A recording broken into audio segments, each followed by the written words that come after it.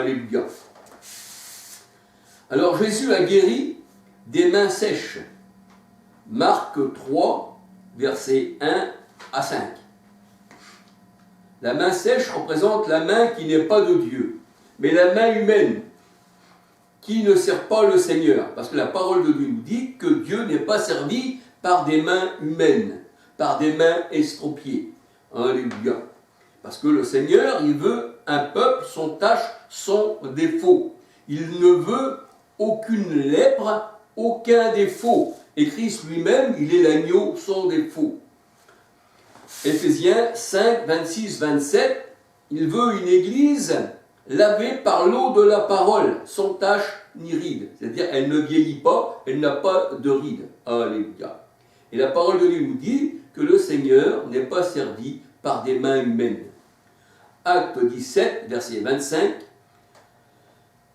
Acte 17, verset 24, 25, 28. Parce que l'armée du Seigneur est spirituelle. Alléluia. Et c'est spirituellement qu'on en juge. Tandis que l'homme charnel, tout ce qui est spirituel est folie pour ceux qui périssent. Alléluia. Alors les malades et les lépreux, le Seigneur les a guéris. Matthieu 10, verset 8. Matthieu 10, verset 8. Matthieu 8, verset 1, 2, 3, 4. Jésus étendit sa main, un peu comme Moïse, quand il étendit sa main sur l'Égypte. Là, c'était pour une malédiction, c'était pour un jugement, juger les dieux d'Égypte, parce que les dieux d'Égypte n'ont pas pu venir en aide aux Égyptiens. Il y avait Pharaon qui était le soleil sur terre. Eh bien, l'Égypte est restée dans les ténèbres. Et la parole de Dieu nous dit, il n'y avait que de la lumière chez les Hébreux. Si le Pharaon aurait pu faire quelque chose, eh bien, les Égyptiens seraient restés dans la lumière, alors qu'ils étaient dans les ténèbres. Alléluia. Alors il y avait le dieu du Nil aussi, mais on sait que les eaux sont devenues du sang. Le dieu du Nil n'a pu rien faire.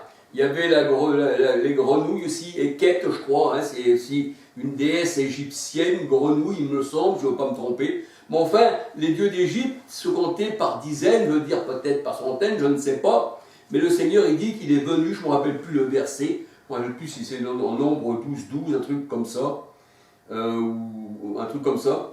Je ne me rappelle plus le verset, qu'il est venu, eh bien, juger les dieux égyptiens, et que les dieux égyptiens n'ont rien pu faire pour eux. Alléluia.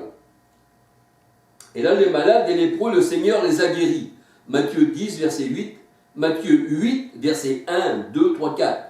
Et Jésus étendit sa main et le toucha. Vous voyez là, quand Jésus étend sa main, là, c'est pour autre chose.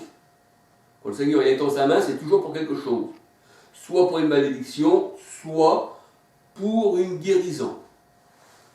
Et il fut guéri de sa lèpre. Les mains tendues, levées, comme le faisait Moïse, étaient un signe de la puissance de Dieu pour vaincre les adversaires. Pour vaincre les adversaires. Tant que les mains de Moïse restaient en l'air, eh bien, la parole de Dieu, elle dit que le peuple d'Israël était vainqueur. Mais quand les mains de Moïse étaient abaissées, c'est l'ennemi qui était vainqueur. Exode 17, versets 8 à 13. Israël était le plus fort quand les mains de Moïse étaient levées. Et lorsque Moïse baissait sa main, Amalek était le plus fort. Et la parole de Dieu, elle dit que Moïse, des fois, laissait tomber ses mains, parce qu'il était fatigué. Alléluia. Et la parole de Dieu nous dit, eh bien, quand les mains sont affaiblies, les ennemis se réjouissent. 2 Samuel 17, verset 1-2. On voit là Achitophel avec le roi David. Il se réjouissait que ses mains aient bien été affaiblies. Parce que nos propres mains ne sont pas les mains du Seigneur. Mais quand le Seigneur nous donne sa main, alléluia, comme Moïse, eh bien, on peut tout faire, alléluia. Mais il ne faut pas compter sur nos propres mains, parce que nos mains à nous sont fatiguées, il faut les soutenir, tandis que la main de Dieu, eh bien, le Seigneur dit que la main de Dieu, c'est sa droite a écrasé l'ennemi, sa droite nous fortifie, alléluia. Et là, nous voyons que la parole de Dieu nous dit, eh bien, nous qui sommes forts, on doit soutenir le faible par la parole, alléluia. Ésaïe 50, verset 4, Romains 15, verset 1. Et là, nous voyons que, eh bien,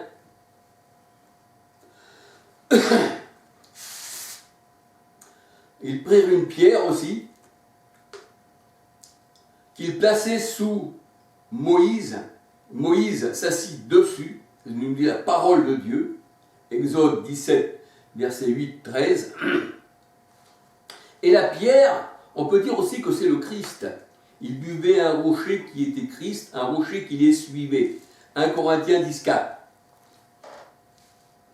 Alors, Aaron et Hur soutenaient ses mains, c'est-à-dire de Moïse, l'un d'un côté et l'autre de l'autre. Et ses mains restèrent fermes. Parce que quand on est dans les choses de Dieu, quand il y a quelqu'un à côté de nous aussi pour nous soutenir, qu'il est bon pour des frères de demeurer ensemble, le psaume 133, oui, le psaume 133, c'est là que le Seigneur envoie, eh bien, la bénédiction pour l'éternité. Alléluia. Il est bon aussi d'avoir des frères qui nous soutiennent. Mais les frères, dans la vraie parole de Dieu, il y en a très peu. Alléluia. Mais le peu qu'il y a, eh bien, c'est un trésor. Alléluia. Parce que c'est l'or de l'Éternel. Alors, Aaron et Hur soutenaient ses mains, l'un d'un côté et l'autre de l'autre. Et ses mains restèrent fermes, les mains de Moïse, jusqu'au coucher du soleil. Jusqu'au coucher du soleil.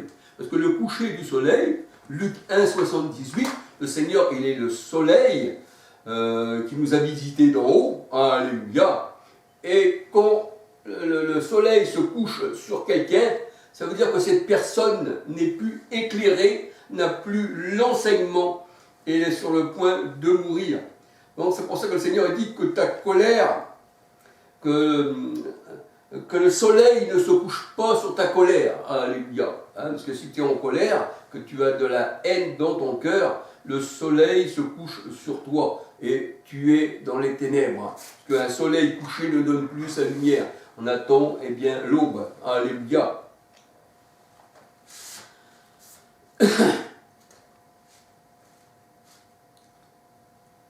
Ses mains restèrent fermes jusqu'au coucher du soleil, Et Josué vainquit Amalek et son peuple au tronçon de l'épée. Alors il est dit dans la parole de Dieu, tu étends ta main sur la colère de mes ennemis et ta droite me sauve. Tu étends ta main sur la colère de mes ennemis et ta droite me sauve. Psaume 137, verset 7. Alléluia. La droite de Dieu, c'est la puissance de Dieu. Dieu qui est esprit, la puissance de l'esprit, du Saint-Esprit. Psaume 118, 15, 16. Job 40, verset 9. Exode 15, verset 6, 11, 12, 13. Là, nous voyons que le Seigneur a écrasé l'ennemi par sa droite. La terre les a engloutis. Et quand la main du Seigneur est sur un fils du diable, eh bien, la parole de Dieu, elle dit, il se retrouve dans les ténèbres. Il est enténébré. Acte 13, verset 6. Acte 13, verset 6. quand la main du Seigneur est sur un fils du diable, c'est-à-dire un ennemi, un Satan, c'est ça le diable, eh bien, il se retrouve enténébré, il se retrouve dans les ténèbres. Acte 13, verset 6 à 12. Acte 13, verset 6 à 12. Jérémie 21, verset 5. Et la parole de Dieu nous dit, il est terrible de tomber dans les mains du Dieu vivant. Hébreux 10, verset 30, 31. Et là, nous voyons encore, eh bien, l'Éternel. Alléluia. Je vais regarder dans la parole de Dieu. J'espère que la traduction sera la bonne. 2 Samuel 24, 16, 17. 2 Samuel 24, 16, 17. 2 Samuel 24, 16, 17. Alléluia.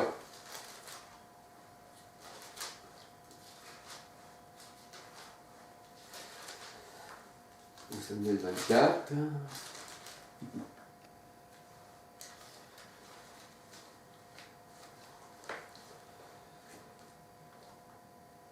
L'Éternel, pardon, on va commencer 2 Samuel 24. 2 Samuel 24, 15 à 17. 2 Samuel 24, 15 à 17. L'Éternel envoya la peste en Israël, depuis le matin jusqu'au temps fixé, et de Dan à Beersheba. Il mourut 70 000 hommes parmi le peuple. Comme l'ange étendait la main sur Jérusalem pour la détruire, l'Éternel se repentit de ce mal, et il dit à l'ange qui faisait périr le peuple, « Assez, retire maintenant ta main. » Et vous, quand on tire la main, c'est pour faire périr le peuple ou pour bénir le peuple.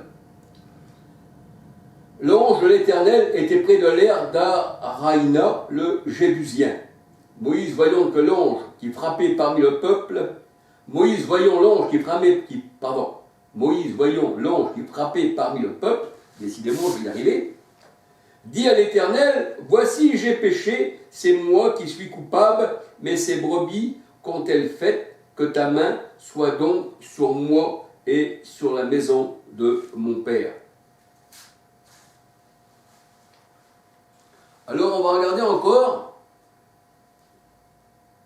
L'Éternel tira sa main, psaume 74, verset 11. Et on va regarder encore 1 Chronique 21, 15. 1 Chronique 21, 15. On voit que l'Éternel tira sa main. Psaume 74, verset 11. 1 Chronique 21, 15. Alléluia.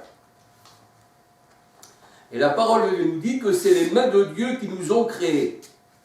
Psaume 119, 73. Job 10, 18. Et la parole de Dieu nous dit, c'est l'Éternel qui est notre Père qui nous a créés. Malachie 2, 10. C'est l'Éternel notre Père qui est esprit qui nous a créés.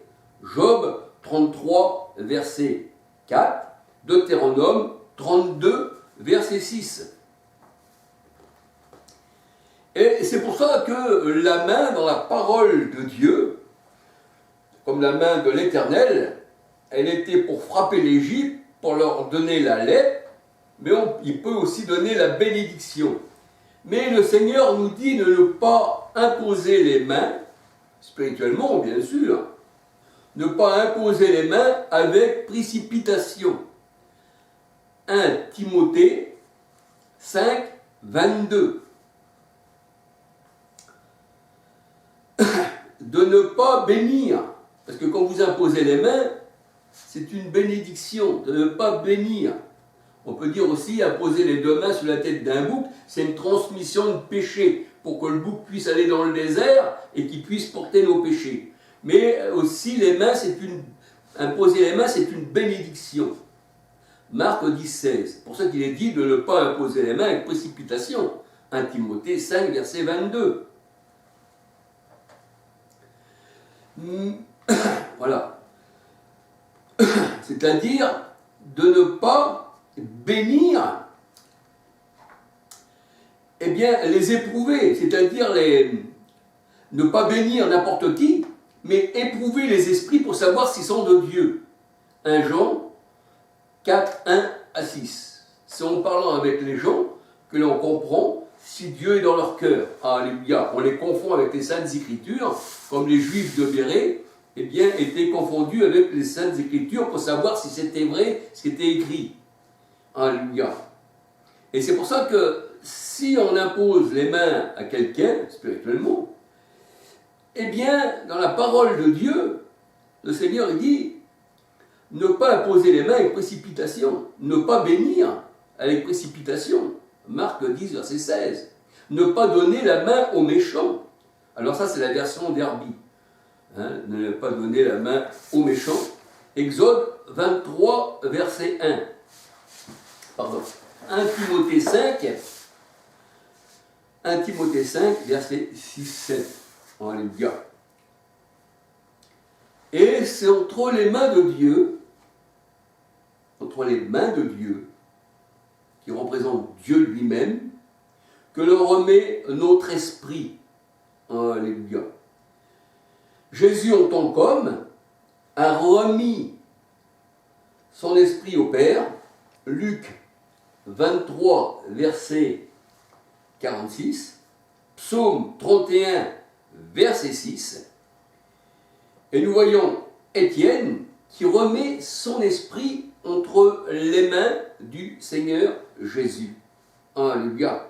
Acte 7, 59, parce que l'esprit retourne à Dieu qui l'a donné. Ecclésiaste 12, 9. Jean 20, 28. Alléluia. Acte 2, versets 1 à 21. 2 Timothée 4, 22 et Nombre 27, verset 16. Alléluia.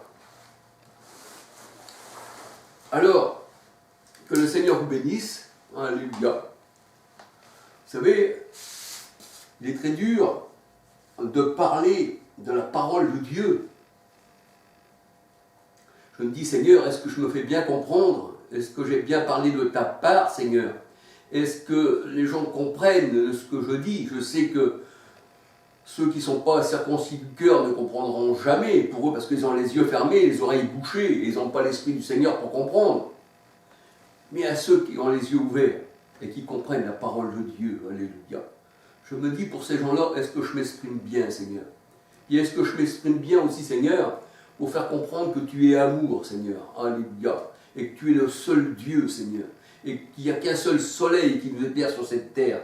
Et ce soleil-là, bien sûr, c'est un soleil artificiel, c'est une planète qui est en feu et qui nous éclaire de sa lumière artificielle. Mais le Seigneur, dans Luc 1, 78, 79, il est le soleil de justice.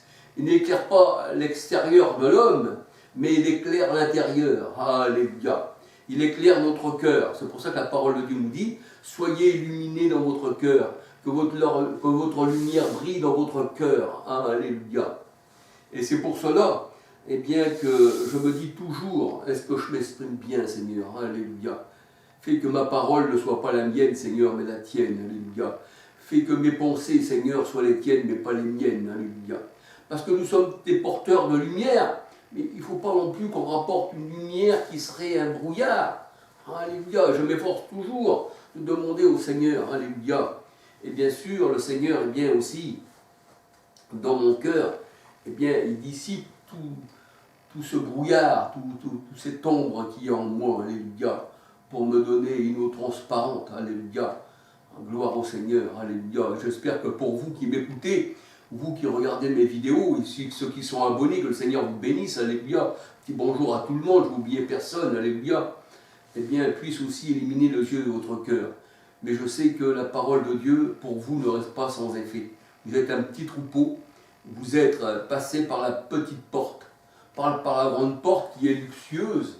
Le Seigneur a dit que la grande porte est luxueuse, dans Matthieu 7, 13, 14. Là, on voit qu'il y a deux portes, une petite qui est Christ. Je suis la porte des brebis, qui dit le Seigneur. Elle est resserrée, il y a un peu qui la trouve, cette porte. Alléluia, heureux ceux qui la trouvent, cette porte. Alléluia. Je suis la porte de la bergerie, dit le Seigneur. Mais la grande porte de la perdition, elle est large. Le monde entier, les religions passent par là. Hein, les religions, les religieux, ils passent par des milliards de personnes. Vous prenez les évangélistes, eh bien, on va dire modernes, ils sont plus de 600 millions. Je regardais l'autre jour encore dans les sondages. Plus de 600 millions. Les catholiques, 2 milliards. Les musulmans, je ne sais combien. Les bouddhistes, je ne sais combien. Mais ça, c'est la grande porte. C'est la grande porte qui est spacieuse, luxueuse, où on se détend, où on a des amis selon la chair, dans les liens du sang, comme je disais sur mes dernières vidéos, et qui se retrouvent ensemble et qui se sentent bien. Alléluia.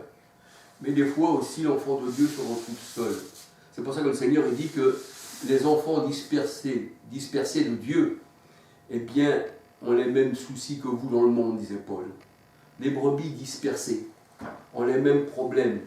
Vous avez des frères aussi qui sont dispersés dans le monde, qui ont les mêmes problèmes que vous. Alléluia. Mais le Seigneur dit quand 2 ou 3 sont assemblés en mon nom, je suis au milieu d'eux. Petit troupeau, votre Père Céleste a trouvé bon de vous donner le royaume. Luc 11, 32. Beaucoup d'appelés, mais peu d'élus. Alléluia. Et la parole de Dieu, elle dit qu'il y a un voile qui couvre toutes les nations, et le monde entier est sous la puissance de l'ennemi, de Satan, de la franc-maçonnerie, des jésuites, des religions. Alléluia. Voyez combien les gens souffrent. Voyez combien les gens sont enfermés. Il n'y a pas besoin qu'on leur mette des chaînes, même s'ils vont dans la rue. Ils sont esclaves. Ils ont des chaînes qui leur rentrent dans l'esprit. Ils sont pris dans les sentiments, dans les